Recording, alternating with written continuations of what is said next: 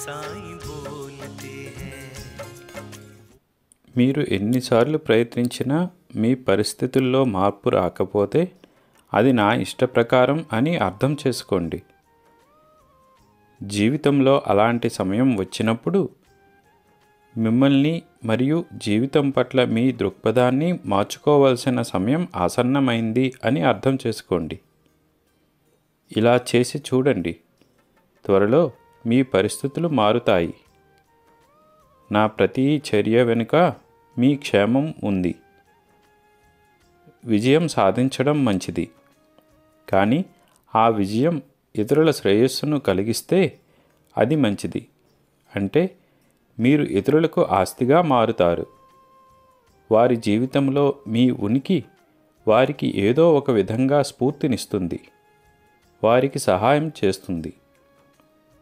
నాకు తెలుసు, కొన్ని రోజులు నన్ను పూజించడానికి మీకు సమయం దొరకదు. దీనివల్ల కలత చెందకండి. దాని గురించి నేను బాధపడను. మీ ఆలోచనల్లో నాతో అనుసంధానం అవ్వండి. నన్ను ఎల్లప్పుడూ ప్రేమతో గుర్తుంచుకోండి. నేను ఎల్లప్పుడూ మీతో ఉంటాను. సంతోషంగా ఉండండి. అల్లా మాలిక్.